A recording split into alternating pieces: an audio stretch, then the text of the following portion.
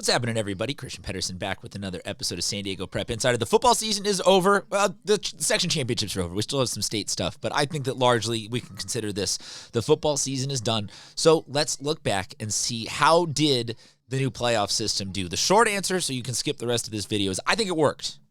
The longer answer is let's take a look at all of the different champions because there are some ups and some downs, and I say that it's impossible to judge anything off of 1 year. That's just too small of a sample size. I know there's a ton of turnover every year in high school sports, and so every year is kind of unique to itself. But look, this was the new system with old scheduling, and there's transfers, and there's just so many variables going on that I don't think that this year is an entirely thoroughly perfect representation of what the new system is. But that being said, I still stand by this not only being the right system for football, but something that more sports, if not all sports in San Diego high school sports, should adopt. So starting top to bottom, let's look at Lincoln. Open division champs, that you're back in the open division game for a second year. I think you'd be crazy to stand up here and say that anybody else could have, should have, or would have been open division champs or even competing in that open division championship game if there had been a different system. I love that there is enthusiasm from people out there for expanding the open division, and I'm curious, drop a comment below this if you think that the open division should be expanded. I can see it going to 6. I don't know about 8 or 10 or anything beyond that. I think 6 could be a good number. You'd have 1 and 2 get a bye. 3 plays 6, 4 plays 5 in that first round, and then 1 and 2 get involved. That it extends that back out, so it makes championship weekend again a bigger scheduling nightmare for CIF. That's a different thing, though. I think me personally, the give and the take there would have to be that you'd have to guarantee that all of the open division teams would get state bids, which would probably then though mean some of the lower division champions not getting state bids. So you would say, 1 through 6 are our state bids, and then maybe the D2 and 3 champs, or the D1 and 2 champs, or something like that. And, 3, 4, 5 don't get to go to the state playoffs. And, I'm not here to say if that's right or wrong. I'm just here to say that if you are talking about expanding the open division, that would be my take on it. Looking at the Division I champions, Granite Hills. Congratulations to Granite Hills on their 3rd straight CIF championship. What that tells me is that they're a championship caliber program. Now, they could have, again, they would have been one of those teams that's right on that bubble of being in the open division, and at 11-2 at the end of the season, 4-0 on the league schedule. They beat Mission Hills, which it was one of the open division teams. They lost bad to Cathedral Catholic, which was one of the open division teams. So I don't know what to really make of that when you win one, lose one. Right on that border, right on that bubble. But to me, they won a D2 championship 2 years ago. They won an open division championship last year. They won a D1 championship this year. That means that Granite Hills got slotted correctly for themselves to be in position to win a championship, and then they went out and executed. So that's open and 1. To me, both check the box of it slotted a team correctly, that this is your commensurate equal skill level. Go out now and take your opportunity to win a championship. On to the Division II champions, Poway. This is where you start to get into some of the debatables of all of this. Poway ends the season after the championship game at 6-7. So they are sub 500, and they're only above 500 if they end up winning the next 2 games to be outright state champions at 8-7. So you could say to yourselves, hey, oh no, I'm going to cry foul. They lost games. They were under 500, and then they just got lucky. I don't think that a team that scores 63 in the semis and then 62 in the championships got lucky. I think that that's a really, really good football team that, again, got slotted in the commensurate spot that is equal with their talent. If you look at the losses that Poway took during the season, Del Norte, LCC, Carlsbad, El Camino, Torrey Pines, and Mission Hills all got put in divisions 1 or 2 above them into the playoff settings. And yeah, some of those were bad losses. Some of those were a little bit closer losses. They all came in a row. They didn't have a good winning streak. That to me is Poway played tough. Poway didn't back away and say, just give us a bunch of tomato cans and we're going to run through this. They hung with them, and at some point, hang with them. If you lose 5-6 games in a row, you got to have the mental strength to then bounce back in the playoffs and say, okay, we have to correct what we're doing wrong. We have to flip the switch, and we have to not check out. So I think that Poway showing up into the Division II playoffs, beating Point Loma, University City, and Mater Dei Catholic to make themselves Division II champions, and winning all of those games handily says, hey, look, I don't know if you want to call it a reward for playing tough, but in exchange for playing a very hard schedule, the math, again, is going to put you in a spot where allegedly, hypothetically, you can win. Now, if they had dropped down to 3 or 4 or 5 or something like that and put up 63-0 every single game, then you could start splitting the hair of saying maybe they were miscalculated, inappropriately slotted, and they were put in a division where they stole something from someone else having that opportunity. But I think that at the sub 500 is weird, and it sounds conceptually weird because we're used to every division champion more or less being the team that had been at the top of that division all year, rattling off win after win after win. So, but Poway came down from playing a realistically a D1, if not open division schedule, to being a D2 playoff team. I think, though, this is going to set Poway up for a good opportunity to be a really good representation for the San Diego CIF section in the state playoffs. They're playing their best football right now, and as a D2 champion, they are going to hopefully again be slotted with an opportunity to play equal-ish talent. Granted, it's always a little wonky with number of divisions per sections, not ever equaling up entirely, but I think we could have a really good chance, hypothetically, with all of these section champions to go on and represent really, really well at the state championship level. We'll find out, obviously, coming this Friday with the first round of games. Division 3. This one's the elephant in the room. St. Augustine goes 0-10 in the regular season, rattles off 4 wins in the playoffs to become the Division III champions, including a 13-7 win over San Pasqual. I don't know what to tell you. They play a really tough schedule. Their league is the Western League. That produced 2 open division finalists, and then Point Loma and Madison both had fantastic seasons, wound up in higher divisions in the playoffs than Saints did. In the non-league schedule, they played LCC, open division champions. They played Poway, the Division II champions. They played Helix, Division II semifinalists. They played Brawley. I can't remember off the top of my head. Brawley, I think Division II quarterfinalists.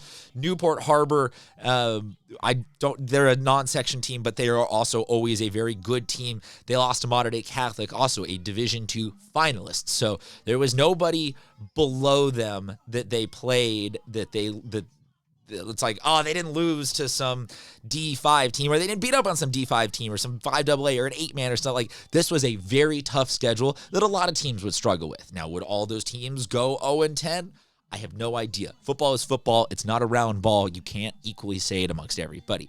But I said it with Poway. The ability to just stick with it sometimes in and of itself is difficult. You go 0-6, you go 0-7, you go 0, it's a chipping away effect where for the Saints players, they still had to show up in the playoffs, beat Country Day. Pretty decent Country Day team, multiple D1 players going on to the next level there. Not any sort of scrubs. Had to beat Holtville. Holtville had an amazing season, undefeated into the playoffs. They had to beat San Diego in a game where they had to come down to the wire in the fourth quarter against a very good Cavers team. And then San Pasqual, a 13-7 defensive battle, was the closest of any of the championship games. So was perhaps the most evenly and correctly seeded of all of them. So 16-0, 10-6, 20-16, and 13-7, the 4 playoff games for Saints, tells me, sound like a broken record, that team was seeded correctly for their talent. Before you guys want to comment, oh, well, they lost players. Oh, well, they went from, no one should go from D1 champs to D3. A lot of those arguments are based off of this being the weird year where you bump up against last year's formatting versus this year's formatting. As for the transfers in and out, sure, an abnormally high year, but that's bound in the just realm of mathematical likelihood to happen over the course of all of the... If we use this playoff system for the next 100 years of San Diego high school football, there are bound to be years where dynasties or programs or whatever collapse, coaches leave, things happen, admins change, stuff gets switched up, players in mass exodus or in mass come in and out, and there's always going to be a wonky year. That all being said, though, There's nothing that a Poway type 63-20 game in here. There's nothing where they blew it out. So I think you're wrong to say that Saints stole anything from anyone being that D3 champion. And if anything, this is hypothetically supposed to be the reason that you give teams who are at the bottom of really, really difficult leagues like the Western League a chance to still go in the playoffs and not just reach week 6 or 7 and go, all right, boys, it was fun. Maybe we get the 12 seed and run into a buzzsaw in D1 or something like that. No, they win D3. What will they be next year? Probably not a D3 team. A lot of these guys are younger underclassmen for this Saints team this year who gained a ton of valuable experience by winning this championship, and I bet that they go up from here. Do they go up to D2, D1, Open? I don't know. That's not this podcast, but I bet it's unlikely that they go back in D3 next year or even more go down. Next to Division 4, the El Capitan Vaqueros, they ended up at 10-3. So from from 4-10 to 10-3, El Cap. Look at this schedule. Not nearly the difficulty rating of the strength of schedule that Saints had, but that's again not a knock. El Cap. They beat Mira Mesa, Scripps, Chula, Steel Can, or they played, Mira Mesa. They lose to Scripps, Chula, and Steel early in the season, and then they figured it out and went on an absolute tear, winning out the rest of the year. It's not up to El Cap whether or not they get to schedule LCC and Mission and Granite, and for some teams, that's not their vibe. That's not their coaching philosophy. So they get slotted into a playoffs, again, commensurate with their strength of schedule and skill. Now, you can argue D4 and 5 historically. It's been the smaller schools winning. It's been, Army Navy or Bishops or I'm not taking shots at anyone specific. I'm just those are the first kind of small schools that pop into my brain. Holtville, someone like that. Those should be the D4 and 5 champs. That's a fallacy to me. That you should have every champion is a team that deserved that opportunity. And specifically for El Cap, if you look at the previous couple years, they knocking on the door, but never quite able to make it there. This gave them the opportunity to win a D4 championship that against Westview was really close. It was kind of the same as that San Pasqual Saints game. It was a very evenly seeded matchup that produced a pretty good championship game. Should a 10-3 team be a one division up above a 4-10? I don't know. To me, I'm not here to quite split those hairs, but I think that quite deserving champions for El Cap. It gave Brant Barker and company a chance to win a championship, and regardless of the school size or anything like that, I think they are now a team that will represent San Diego very, very well at the next level in the state playoffs. Finally, Monte Vista wins D5, and I say finally because I know there's a 5 AA and 6, and they're not quite in the same playoff formula, so we will say congratulations to both those champions. They aren't quite part of this discussion.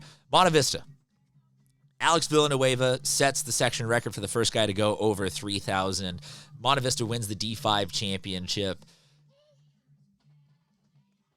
You could have people scream and say, D5, that should be where small schools get their chance. And we didn't have a small school win a championship this year, but we had a D5 champion that made history, that bounced back from losing to a D4. They lost to El Cap during the year. So you could very directly say via actual one-to-one comps, one slot below the D4 champs is the D5 champs because they lost 38-21 to them.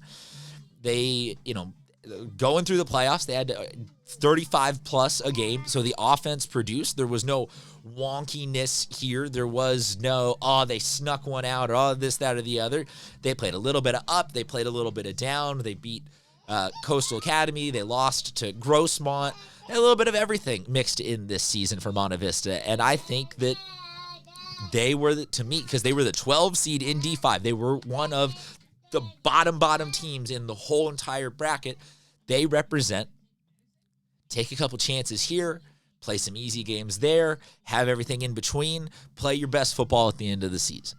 Monte Vista just needed a shot. They got in. They executed. For all the other teams in Division 5, you can't really cry foul when the 12 seed comes out and performs like that. If there was a game out there where somebody was like, injuries and transfers and No, Monte Vista had to win a couple of really close ones. Their game against Fallbrook was 1 point. Their game against Hoover was 1 point. Like, they had the clutch factor when it mattered, and they ended up being champs because of it. So I think that, again, they will go on and represent very, very well at the state level. And you can say, Christian, we care about the San Diego section. Why do you keep caring so much about the state? I care so much about the state level, partially because we are a show that, other than La Jolla High, we have no direct dog in any of these fights, but also, from my understanding, that's kind of the point of it. I know that there's a lot of mentality of like, you want to win the section. That's when you spend all your, shoot all your shots, spend all your bullets on that one. But to me, I kind of want to always endorse that we should be, as a section out here, how do we produce in totality our best football? So we will see how the state playoffs go, but I say that I wholeheartedly embrace how the system worked this year. Could there be some tweaks? Yes. My bullet points to end all this, I would say maybe you have some sort of a 2 or 3 win minimum in order to host a playoff game. Not to make the playoffs, just to host one. Maybe you have a couple of other little regulations here and there, but I think that largely we got really good games through all of the year, or through all of the rounds of all of the different levels. There was not a ton of blowouts. This was not like, the first round was all chalk, all by 25. The playoff produced really good championship games, really deserving champions. So congratulations to all of our finalists and all of our champions this year. Go San Diego High School football as a community. Let's all uplift rather than put down. But make sure you drop a comment in terms of what you think of the playoff system. Thanks for watching, guys.